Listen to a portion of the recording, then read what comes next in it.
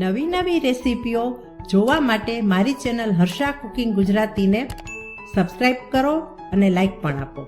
Harsha cooking Gujarati ચેનલમાં આપનું સ્વાગત છે. અત્યારે શિયાળામાં લીલી દ્રાક્ષ ખૂબ સરસ આવી રહી છે. લીલી દ્રાક્ષની સિઝન પણ છે. તો આજે આપણે બનાવીશું લીલી દ્રાક્ષની રેસીપી. લીલી દ્રાક્ષની રેસીપીમાં આજે આપણે બનાવીશું શાક. તો ચાલો બનાવીએ દ્રાક્ષનું નવા પ્રકારનું ટેસ્ટી અને મજેદાર શાક.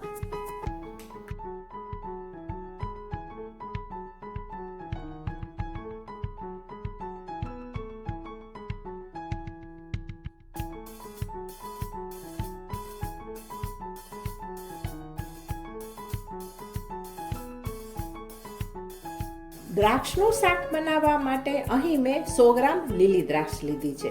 દ્રાક્ષને મેં ધોઈ લીધી છે. હવે આપણે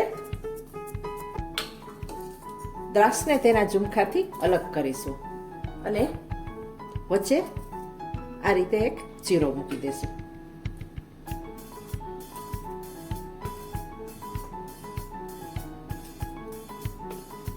બધી દ્રાક્ષને આ રીતે આપણે કરી લઈએ. દ્રાક્ષ હતી તેમાંથી અડધી દ્રાક્ષમાં મેં આ રીતે વચ્ચે એક કાપો કરી લીધો છે. જોઈ શકાય છે. છેક સુધી નથી કાપ્યું, આખો નથી ફાડા કરવાના, આ રીતે. અને બાકીની દ્રાક્ષને આપણે 2 ભાગમાં કાપી લેશું, આ રીતે ફાડા કરી લેશું.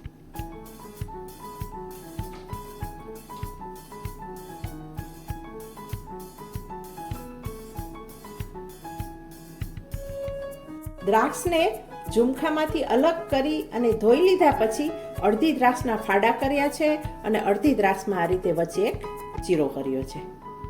હવે આપણે શાક બનાવવાનું શરૂ કરીએ. અહીં પેનમાં 1 ચમચો તેલ મૂકેલું છે. તેલ મેં 1 ટેબલસ્પૂન લીધું છે. ગેસને આપણે સ્ટાર્ટ કરીએ. તેલને આપણે ગરમ થવા દઈએ. તેલ ગરમ થાય એટલે આપણે અડધી ટીસ્પૂન હિંગ અને 2 થી 3 લીમડાના પાનને મેં કાપી લીધા છે, તે પણ એડ કરી દઈએ. ગેસને આપણે સ્લો જ રાખીએ. તરત એડ કરી દઈએ આપણે સિંગદાણાનો ભૂકો. મેં 1 ટેબલસ્પૂન સિંગદાણાનો ભૂકો કરી લીધો છે અને 1 ટેબલસ્પૂન નાળિયેરનો પાવડર, બંને 1 ટેબલસ્પૂન લીધા છે. થોડા આપણે તેલમાં રોસ્ટ કરી લઈએ, કારણ કે સિંગદાણા મેં કાચા લીધા હતા. જો ખારી સિંગ કે શેકેલી હોય ને તો આ રીતે રોસ્ટ કરવાની જરૂર હોતી નથી. માત્ર નાળિયેરને જ રોસ્ટ કરવું.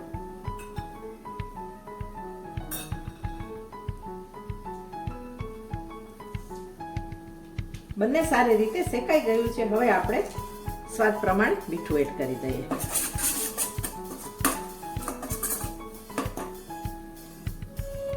અને તરત જ આપણે આ દ્રાક્ષ ઉમેરી દઈએ.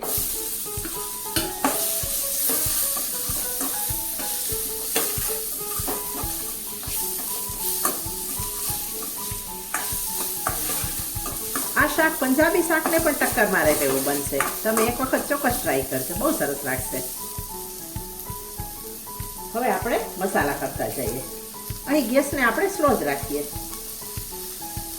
અડધી ટીસ્પૂન હળદર, 1 ટીસ્પૂન ધાણા જીરું પાવડર,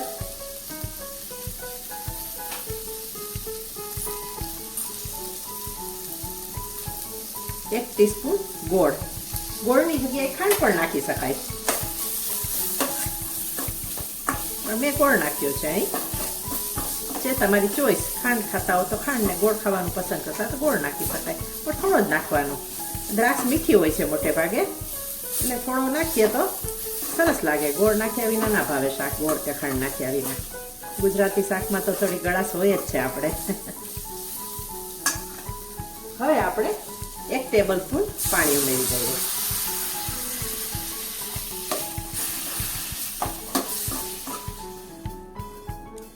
પાણી ઉમેરીએ એટલે મસાલા બળી ન જાય.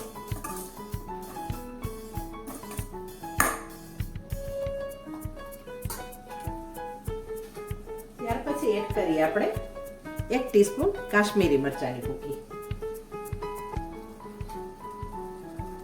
થોડા ચીલી ફ્લેક્સ. ચીલી ફ્લેક્સ તમારી પાસે ન હોય તો સૂકું લાલ મરચું હોય તેને થોડું આપણે ખાંડી લેવું અને આ રીતે બનાવી લેવું.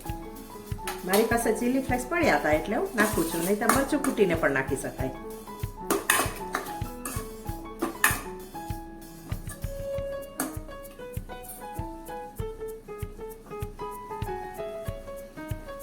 હવે આપણે શાકને ચડવા દઈએ.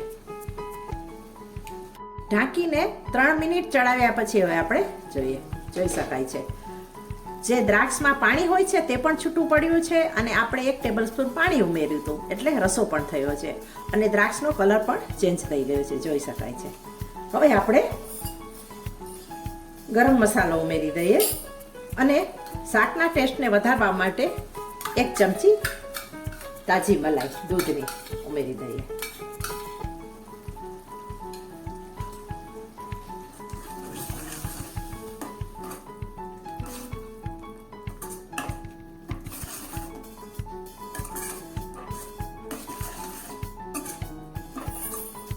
મલાઈને નાખ્યા પછી શાકને સારી રીતે હલાવી લઈએ.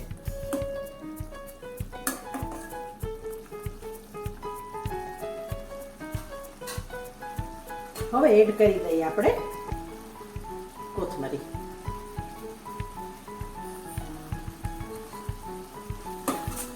લીલી દ્રાક્ષનું શાક તૈયાર થઈ ગયું છે.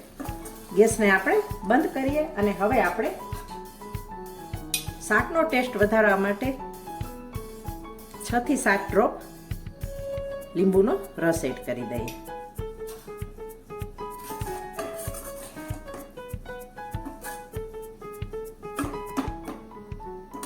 જોઈ શકાય છે તૈયાર થઈ ગયું છે લીલી દ્રાક્ષનું એકદમ ટેસ્ટી અને મજેદાર શાક. આ શાકને ટિફિનમાં રોટલી, ભાખરી કે પરોઠા સાથે આપી શકાય તેવું બન્યું છે. હવે આપણે સર્વિંગ કરી લઈએ.